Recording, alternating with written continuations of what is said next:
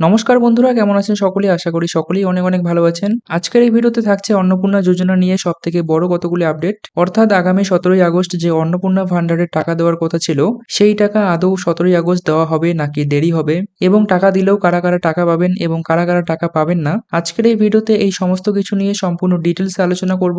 তো আপনারা অবশ্যই ভিডিওটি শুরু থেকে শেষ পর্যন্ত মনোযোগ সহকারে দেখতে থাকুন। তো প্রথমেই আমরা নিশ্চিত হয়ে নেই যে আদৌ কি আমরা 17ই আগস্ট টাকা পাবো নাকি টাকা পাবো না। এই নিয়ে মাননীয় মুখ্যমন্ত্রী শুভেন্দু অধিকারী তিনি কি বলছেন একবার শুনে নেওয়া যাক। আমি কয়েকদিন আগে বলেছিলাম যে 17 তারিখ থেকে আমাদের তৃতীয় পর্যায়ে অন্নপূর্ণা যোজনার টাকা অ্যাকাউন্টে ট্রান্সফার শুরু হবে।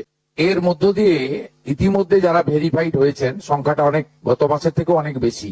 তাদের অর্থ দপ্তর 17 তারিখ থেকে এত বিরাট এলাকা বিরাট টাকা 2-3 দিন লাগবে অ্যাকাউন্টে ট্রান্সফার তারা করতে থাকবেন। তো এটা প্রতি মাসে হবে না, প্রতি মাসেই যারা ভেরিফাইড হলেন তারা মাসের দ্বিতীয় সপ্তাহে, আমি দেখছিলাম কিছুজন 1 তারিখ থেকেই বলতে শুরু করেছেন কখন ঢুকবে কখন ঢুকবে। তো আপনারা শুনতে পেলেন, আগামী 17 তারিখ থেকেই কিন্তু অন্নপূর্ণা যোজনার টাকা ঢোকানো প্রক্রিয়া শুরু হয়ে যাবে।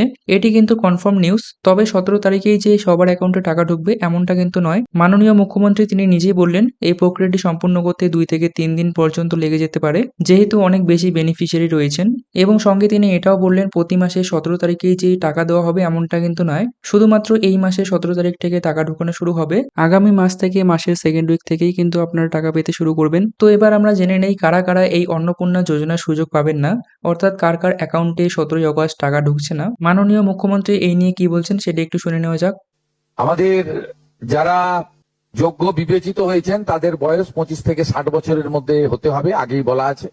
কেন্দ্রীয় বা রাজ্য সরকার, কোন বিধিবদ্ধ সংস্থা, সরকারি আন্ডারটেকিং, পঞ্চায়েত, পৌরসভা, সরকার, সরকারি সাহায্যপ্রাপ্ত শিক্ষা প্রতিষ্ঠান অর্থাৎ শিক্ষক শিক্ষাকর্মী, স্থায়ী সরকারি চাকরিতে নিযুক্ত থাকেন, বা পেনশনার্স আসবে না যেহেতু 60 ঊর্ধ্ব, এটা ইরেলিভেন্ট, এরা এই বেনিফিটের মধ্যে পড়ছেন না।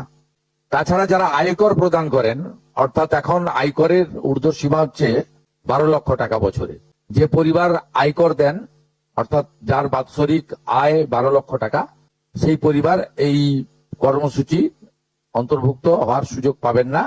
এবং যে মহিলা নিজে 10,000 টাকার বেশি নিজে উপার্জন করেন মাসে, তাকেও এর বিবেচনার মধ্যে প্রাথমিকভাবে আনা হয়নি।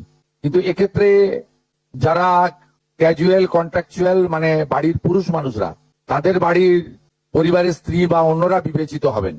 যদি কোনো মহিলা, এটা একটি নারী অর্থনৈতিক সশক্তিকরণের স্কিম, সেক্ষেত্রে যিনি সরাসরি নিজে 10,000 টাকার বেশি উপার্জন করেন তাকে বিবেচনা করা হবে না। তো আপনারা শুনতে পেলেন, যারা যারা সরকারি চাকরি করেন এবং যারা শিক্ষক শিক্ষিকা রয়েছেন তারা কিন্তু কোনোভাবেই এই অন্নপূর্ণা যোজনায় অন্তর্ভুক্ত হবেন না।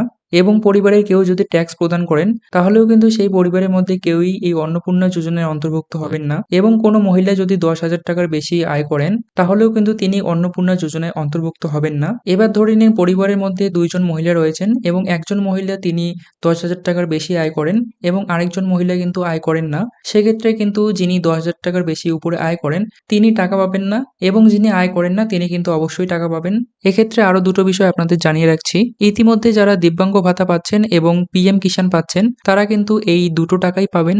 এক্ষেত্রে আরেকটি বিষয় হচ্ছে, যারা যারা 3 কক্ষ বিশিষ্ট রুমের ওখানে টিকমার্ক দিয়েছিলেন এবং যারা যারা 50 ডেসিমাইলের উপরে জমির পরিমাণ দিয়েছিলেন, তারা যে জুলাই মাসে টাকা পাননি, এবার কিন্তু তারা টাকা পেতে চলেছেন।